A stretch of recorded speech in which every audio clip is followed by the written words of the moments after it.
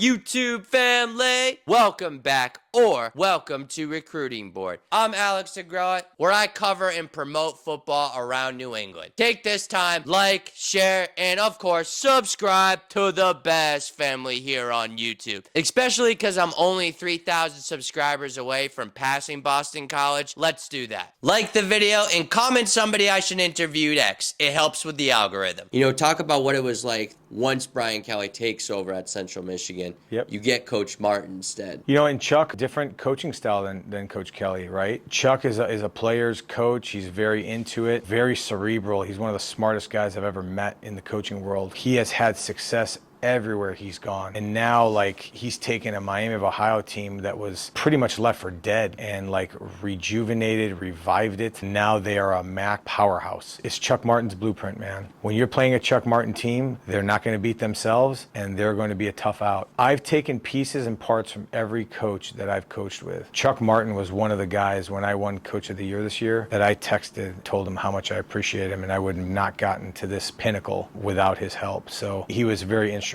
in not only developing me as a young coach, the off the field stuff, like having guys over on Friday nights, spending time with me and my wife and stuff. It was a really important, pivotal time for me. When you're starting to graduate, how old are you at that point, Coach? Gosh, man. So that's 2000, let's see. I am 29. Yeah. At that time. Yeah, right? Yeah. Coach, it's just so different, It's different, yeah. And so, that's where I thought, marketability-wise, I was different because I had experience. The next part of it was okay, well, now should I go be a GA? Or what's next for me, right? And so, I was well, I don't want to be a GA at Grand Valley because it's kind of what I've been doing 3 years almost, right? Yeah. And so I was kind of I was talking to Coach Martin, I was I'm kind of in limbo again, man. Here we go. I'm I don't know what I'm doing 2 months from now. Being done with your GA or being done with as a young coach, you're okay, what's next? And so literally, I'm on the Football Scoop, and I see a job posted at Western Michigan University, okay? Now, I know nobody over there. And I'm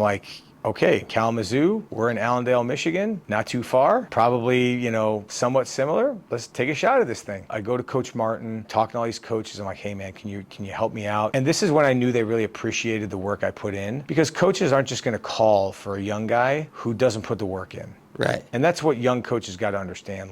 My coaches here, when they have a job interest, if they do a good job here, I'm going to be the first one to recommend them. If they don't do a stellar job, I can't put the stamp on it. So Chuck Martin knew Scott Schaefer through DB clinics and just going through coaching. And Scott Schaefer was the defensive coordinator at Western Michigan. They got me up on an interview, and I'll never forget the interview. I'm driving over there, and I think they pretty much had given the job to somebody else or verbally said that. And they're okay, let's see what this guy's all about. So Bill Cubit's the head coach. Tim Lester is there. He's the quarterback coach. Mike Sullivan is the O-line coach. He was with the Titans for a long time. In the defensive room is Tim Doust, the D-line coach currently at Pitt. Steve Morrison, who's I think the DC at Bowling Green. Clayton White, who's the DB coach, who's the DC at South Carolina. And Scott Schaefer. That was that room. That was that room. You want to talk about a bunch of dudes, man. Yeah. All right. And so I go through and they're hey, draw up your favorite play. And I drew up one back power versus over front, under front, taught the thing inside out. I couldn't have been more confident. Talking to Steve Morrison later on, he told me after the interview when they finally hired me, he's I wrote a little note that says, be careful, this guy is coming for all of our jobs. That's so funny.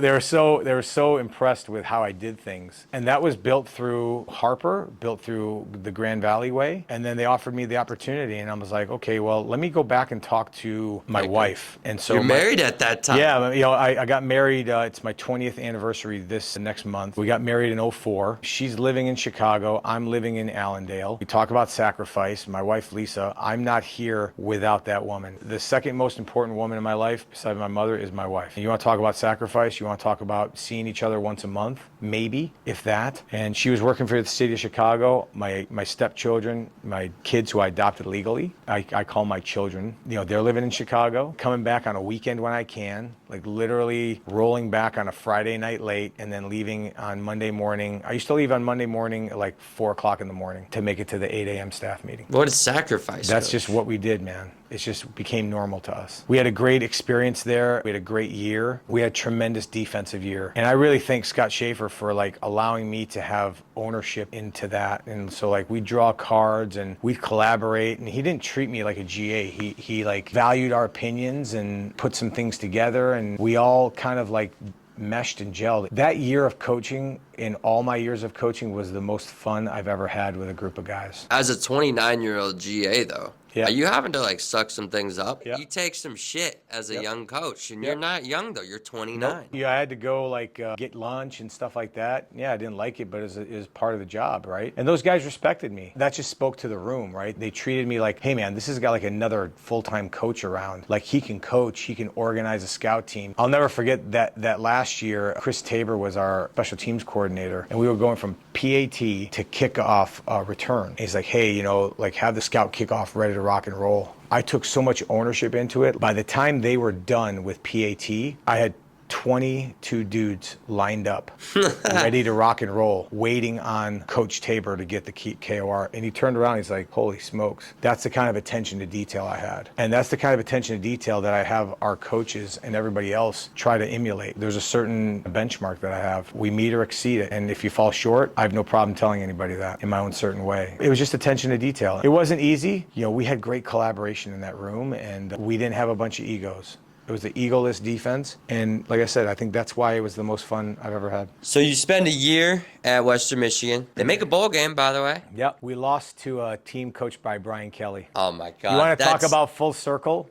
Brian Kelly goes from Central Michigan to Cincinnati. We're playing Cincinnati in the International Bowl in Toronto, Canada. What? Yes. Toronto had a game called the International Bowl in 2007. Yep, I still got to watch, man. Trust me. It only made it like 2 or 3 years. It was an awesome experience, but I'm like, here we go, man. You want to talk about life being full circle? Here we go against Brian Kelly. We come out of the gate and we are just getting obliterated. Now, he just took over, so you don't know what to expect. Are we getting like Central Michigan's offense? Are we getting Cincinnati's old offense? I'm trying to think, I'm like, okay, is he going to run some of the stuff we did at Grand Valley? Like, you have like a month to prep on this. And so that was futile because we're down like 24-0 in the first quarter. I mean, we're getting obliterated. The final score was 27-24. We came all the way back and we fought our tails off, man. It was a hell of a football game. We missed like a 50-something yard field goal at the end to tie. Went over and shook his hand, and it was cool. That spring going into it, Tim Lester was leaving. He was the quarterback coach. He was going to North Central College to be the DC to get back to his roots in Naperville, and there was a full-time opening. And so Coach Cubes came to me and said, hey, we find you so valuable. Like, we're going to continue to have you do this, but we're going to elevate you to full-time status. So I was going to go from like bologna and white bread to a salary. Oh, and so God. I'm like, holy smokes, man. Like, I get paid to do this. I remember I went to San Francisco for spring break, me and my wife Lisa, on a trip, and I'm pretty fired up because now we're talking about like, we got to move to Kalamazoo now. This is the break I've been waiting for. Sorry, I was going to say, Coach, at 29, 30 years old? Yeah. Yeah. I'm like, okay, man, like this is all the things I've worked towards. This is the moment, right? Yeah. I just want to say that. Yeah. Because I think, people especially in the coaching world, they're like, all right, at 25, they're like, SEC. Right now. Yep. Yeah, right now. Like, and then it might not be that avenue, Coach. Yeah. So you're right. It was a long time coming, right? And Coach Cubes was going to coach the quarterbacks, and he was the head coach. So he kind of like came back from spring ball, and he's like, Joe, I just can't. I don't blame Bill, but he's like, I just can't, like, I can't do all this. Like, I got to hire a quarterback coach. Can't be the head coach and this. I go, well, I know, but you told me like it was my opportunity, and I've already told my family, and like, how do I do this now? He's like, well, we'll see what happens after the season, and I'm going to help you get an opportunity. I was really spurned. I was really upset because Takes it away. Because it takes it away. And so I made a decision that wasn't popular. And I said, well, my word is my bond, coach, and I'm leaving.